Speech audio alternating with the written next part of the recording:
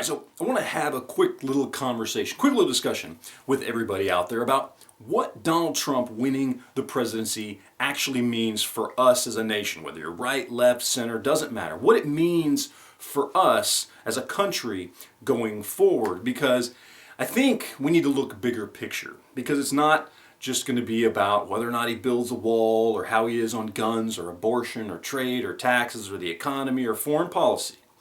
There are bigger things at play here, things that we need to understand. We need to understand them because it's good for us to know these things, and also there are some things we need to be careful about. And that's what I want to talk about here today. Now, first up, we need to understand that we, the people, have the power. You see, it wasn't Donald Trump that got Donald Trump elected. It was all of you out there who stood up and made it your life's mission to vote for him. Whether you did it because you like him or whether you did it because you just hated Hillary, it doesn't matter. It proves once and for all that we have the power. And whether you like or hate Donald Trump, whether you voted for him or not, that should be a good thing. You should be happy about that, because think about it like this, okay? Against all odds, against both the left and the right disliking Donald Trump and not wanting him as president, people still made it happen. Not Donald Trump. He's just a guy that put himself in a position to be elevated up by the people, and the people made it happen.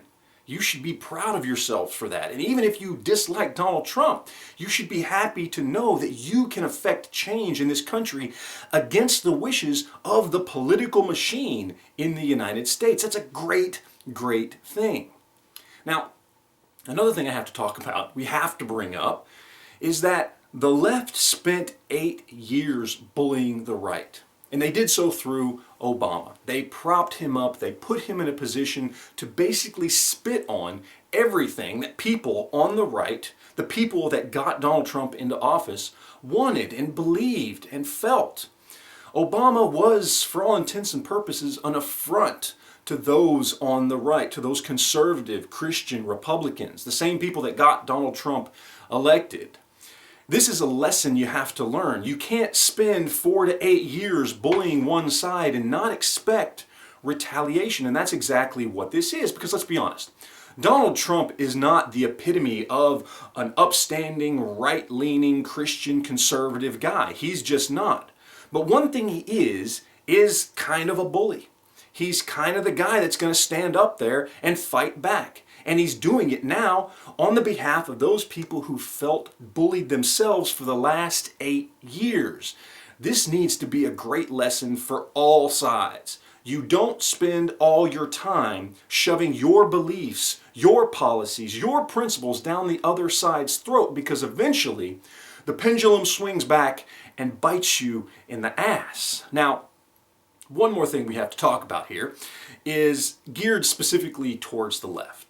You see, I've talked about this many times, but I understand as a gun guy on YouTube, right? A lot of left-leaners out there don't watch my channel, but I've repeatedly stated this, and I'm going to say it one more time, and maybe this time it'll sink in. You see, what happened over the last 8 years is you guys out there on the left, you continually gave power and authority to Barack Obama over and over and over again, whether you outright allowed him to do something or just looked away and ignored it when he wrote executive orders that were bordering on unconstitutional, or whether he passed a law that forced everybody in this country to either buy a specific product or be fined by the federal government if they didn't. The very definition of unconstitutional, by the way. You, on the left, you gave all this power and authority to Barack Obama, but one thing you never stopped to consider is that Barack Obama wasn't always going to be president, and that power and authority that you were giving to him, well, it didn't really get given to him. It was given to the office of President of the United States. And how are you going to feel when someday all that power and authority, that advantage of being able to ride the line between what is and isn't constitutional, what happens when it's somebody sitting in that chair that you don't like, that maybe you absolutely despise? You know, we talked about this. I warned a lot of you guys out there about this. And now that's exactly what has happened. And what are y'all doing?